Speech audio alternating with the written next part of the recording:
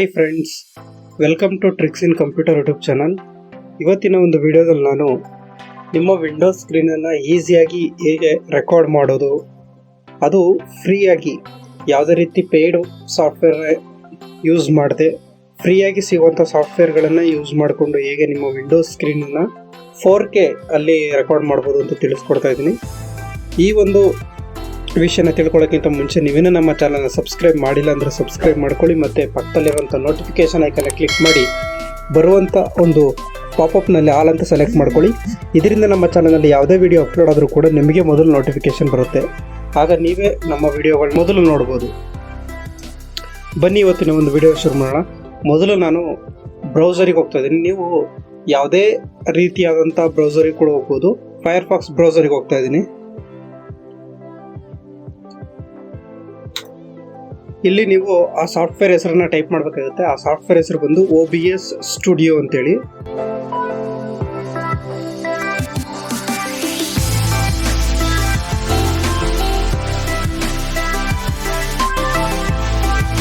ಈಗ ನಾನು OBS studio ಆ್ಯಪನ್ನು ಡೌನ್ಲೋಡ್ ಮಾಡಲಿಕ್ಕೆ ಸರ್ಚ್ ಕೊಡ್ತಾ ಇದ್ದೀನಿ. ಏನಂತ ನೀವು ಗೂಗಲಿಂದ ಡೌನ್ಲೋಡ್ ಮಾಡಬೇಕು ಅಂತಂದರೆ OBS studio for Windows 10 download ಅಂತ ಕೊಟ್ಟು ಈ ಒಂದು ಆಪ್ಷನ್ ನೀವು ಕ್ಲಿಕ್ ಮಾಡಿದ್ರೆ ಡೈರೆಕ್ಟಾಗಿ ಏನಾಗುತ್ತೆ, ಆ ಒಂದು ಅಫಿಷಿಯಲ್ ವೆಬ್ಸೈಟಿಗೆ ನಿಮ್ಮನ್ನ ಕರ್ಕೊಂಡು ಹೋಗುತ್ತೆ.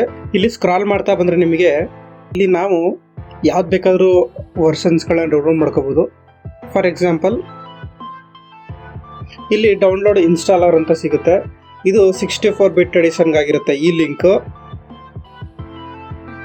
ನೋಡಿ, ಇದು ಸೆಕೆಂಡ್ ಲಿಂಕ್ ಬಂದು 32 ಬಿಟ್ ವಿಂಡೋಸ್ನ ಯೂಸ್ ಮಾಡ್ತಿರೋರಿಗೆ ಸೆಕೆಂಡ್ ಲಿಂಕ್ ಕ್ಲಿಕ್ ಮಾಡಿ OBS ಸ್ಟುಡಿಯೋನ ಡೌನ್ಲೋಡ್ ಮಾಡ್ಕೋಬೇಕಾಗುತ್ತೆ. ನಾನು 64 ಬಿಟ್ ಎಡಿಷನ್ ವಿಂಡೋಸ್ ಯೂಸ್ ಮಾಡ್ತಾ ಇರೋದ್ರಿಂದ ನಾನು ಫಸ್ಟ್ನೇ ಲಿಂಕ್ನ ಕ್ಲಿಕ್ ಮಾಡಿ ಆ ಒಂದು ಪರ್ಟಿಕ್ಯುಲರ್ ಲಿಂಕ್ ಮೇಲೆ ಕ್ಲಿಕ್ ಮಾಡ್ತಾ ಇದ್ದೀನಿ.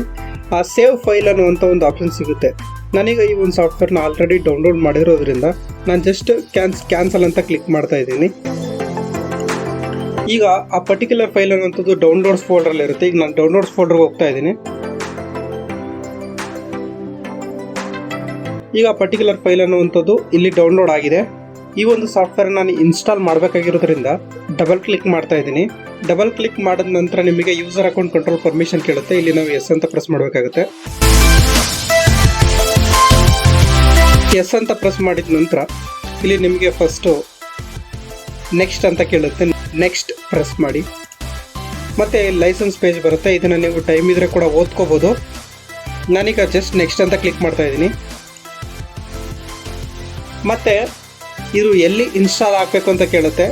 ನೀವು ಬೇಕಾದರೆ ಈ ಒಂದು ಇನ್ಸ್ಟಾಲ್ ಆಗುವಂಥ ಡೆಸ್ಟಿನೇಷನ್ ನೀವು ಚೇಂಜ್ ಮಾಡಬೇಕು ಅಂತಂದರೆ ಇಲ್ಲಿ ಬ್ರೌಸ್ ಅಂತ ಕ್ಲಿಕ್ ಮಾಡಿ ನೀವು ಬೇರೆ ಲೊಕೇಶನಲ್ಲೂ ಕೂಡ ಇದನ್ನು ಇನ್ಸ್ಟಾಲ್ ಮಾಡ್ಕೋಬೋದು. ಇನ್ಸ್ಟಾಲ್ ಅಂತ ಕ್ಲಿಕ್ ಮಾಡ್ತಾ ಇದ್ದೀನಿ. ಈಗ ಇದು ಇನ್ಸ್ಟಾಲ್ ಆಗ್ತಾ ಇದೆ.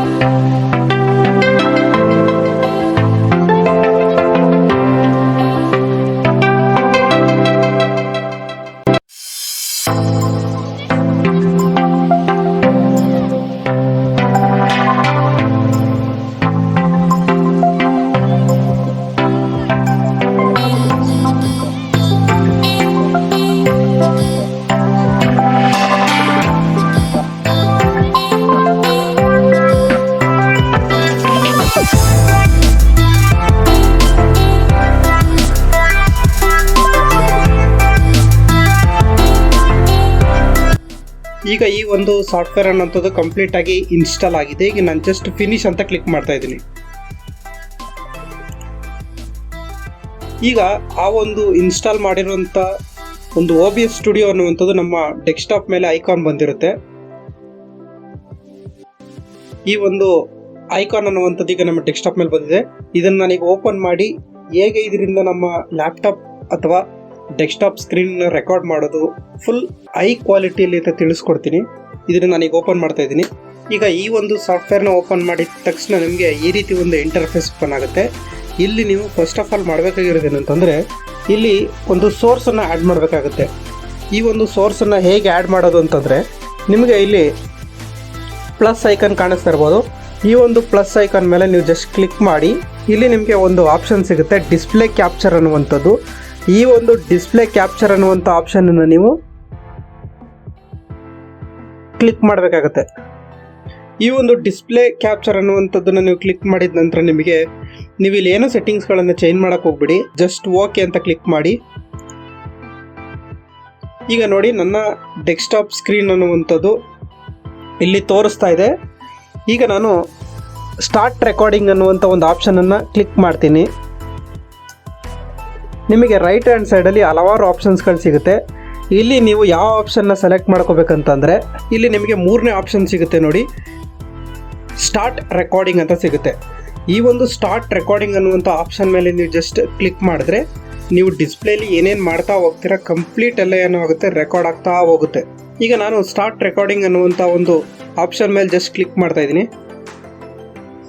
ಈಗ ನಾನು ಮಿನಿಮೈಸ್ ಮಾಡಿ ನಾನು ನನ್ನ ದಿಸ್ ಪಿ ಸಿನ ಓಪನ್ ಮಾಡಿ ತೋರಿಸ್ತೀನಿ. ಈಗ ದಿಸ್ ಪಿ ಸಿ ಓಪನ್ ಮಾಡಿದ್ದೀನಿ, ಇದನ್ನ ಕ್ಲೋಸ್ ಮಾಡ್ತೀನಿ.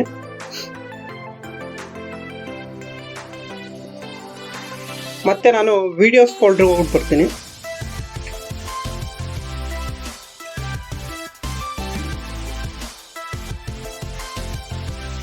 ಈಗ ನಾನು ವಿಡಿಯೋಸ್ ಫೋಲ್ಡರ್ ಓಪನ್ ಮಾಡಿದ್ದೀನಿ, ಜಸ್ಟ್ ಮತ್ತೆ ಕ್ಲೋಸ್ ಮಾಡ್ತೀನಿ. ಈಗ ನಾನು ಆ ರೆಕಾರ್ಡಿಂಗ್ ಅನ್ನುವಂಥದ್ದನ್ನು ಸ್ಟಾಪ್ ಮಾಡಬೇಕು. ಈಗ ನಾನು ಏನೇನು ಮಾಡಿದ್ದೀನಿ ಅದನ್ನೆಲ್ಲ ಕಂಪ್ಲೀಟಾಗಿ ಏನಾಗಿದೆ, ರೆಕಾರ್ಡ್ ಆಗಿದೆ. ಈಗ ನಾನು ಅದನ್ನು ಸ್ಟಾಪ್ ಮಾಡಬೇಕು. ಅದಕ್ಕೆ ನಾನು ಏನು ಮಾಡಬೇಕು ಅಂತಂದರೆ, ಆ ಮಿನಿಮೈಸ್ ಮಾಡಿರುವಂಥ OBS ಸ್ಟುಡಿಯೋನ ನಾವು ಮ್ಯಾಕ್ಸಿಮೈಸ್ ಮಾಡಿ ಇಲ್ಲಿ ಸ್ಟಾಪ್ ರೆಕಾರ್ಡಿಂಗ್ ಅಂತ ಕಾಣಿಸ್ತಾ ಇದೆಯಾ, ಅಂದರೆ ನಾವು ಸ್ಟಾರ್ಟ್ ರೆಕಾರ್ಡಿಂಗ್ ಅನ್ನುವಂಥ ಆಪ್ಷನ್ ಮೇಲೆ ಕ್ಲಿಕ್ ಮಾಡಿದ್ರೆ ಅದೇನಾಗುತ್ತೆ, ಸ್ಟಾಪ್ ರೆಕಾರ್ಡಿಂಗ್ ಅನ್ನುವಂಥ ಆಪ್ಷನ್ ಆಗಿ ಕನ್ವರ್ಟ್ ಆಗುತ್ತೆ. ಈಗ ನಾವು ಸ್ಟಾಪ್ ಮೇಲೆ ಕ್ಲಿಕ್ ಮಾಡಿದ್ರೆ ನಮಗೆ ವಾರ್ನಿಂಗ್ ಅನ್ನೋದು ಕೇಳುತ್ತೆ, ಅಂದರೆ ನೀವು ಈ ರೆಕಾರ್ಡಿಂಗ್ ಆಗ್ತಾ ಇರೋದನ್ನು ಸ್ಟಾಪ್ ಮಾಡಬೇಕಂತ ಕೇಳುತ್ತೆ. ನನಗೆ ರೆಕಾರ್ಡಿಂಗ್ ಸ್ಟಾಪ್ ಆಗಬೇಕು ಅಂತ ಅನ್ನೋದಕ್ಕೋಸ್ಕರ ನಾನು ಎಸ್ ಅಂತ ಕ್ಲಿಕ್ ಮಾಡ್ತಾ ಇದ್ದೀನಿ. ಈಗ ನಾನು ಪರ್ಟಿಕ್ಯುಲರ್ ಈ ಒಂದು OBS ಸ್ಟುಡಿಯೋನ ಕ್ಲೋಸ್ ಮಾಡ್ತಾ ಇದ್ದೀನಿ. ಈಗ ನಾನು OBS ಸ್ಟುಡಿಯೋಲಿ ರೆಕಾರ್ಡ್ ಮಾಡಿರೋಂಥ ಡಿಸ್ಪ್ಲೇ ಕ್ಯಾಪ್ಚರ್ ವಿಡಿಯೋ ಎಲ್ಲಿ ಸ್ಟೋರ್ ಆಗಿರುತ್ತೆ ಅಂತ ಕೇಳೋದಾದರೆ, ನೀವು ವಿಂಡೋಸ್ 6ನ ಟೈಪ್ ಮಾಡಿ, ವಿಡಿಯೋಸ್ ಅಂತ ಟೈಪ್ ಮಾಡಿ ಜಸ್ಟ್ ಎಂಟರ್ ಪ್ರೆಸ್ ಮಾಡಿ. ಈಗ ಆ ಪರ್ಟಿಕ್ಯುಲರ್ ಫೈಲ್ ಅನ್ನುವಂಥದ್ದು ಇಲ್ಲೇ ಸೇವ್ ಆಗಿರುತ್ತೆ. ಈಗ ನಾನು ಎಂಟರ್ ಪ್ರೆಸ್ ಮಾಡಿ ತೋರಿಸ್ತೀನಿ.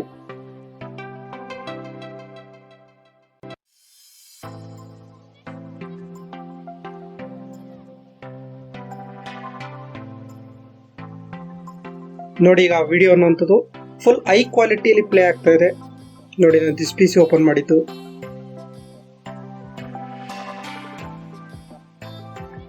ಅಥವಾ ನಾನು ವಿಡಿಯೋಸ್ ಅನ್ನುವಂಥ ಫೋಲ್ಡರ್ ಓಪನ್ ಮಾಡಿದ್ದು.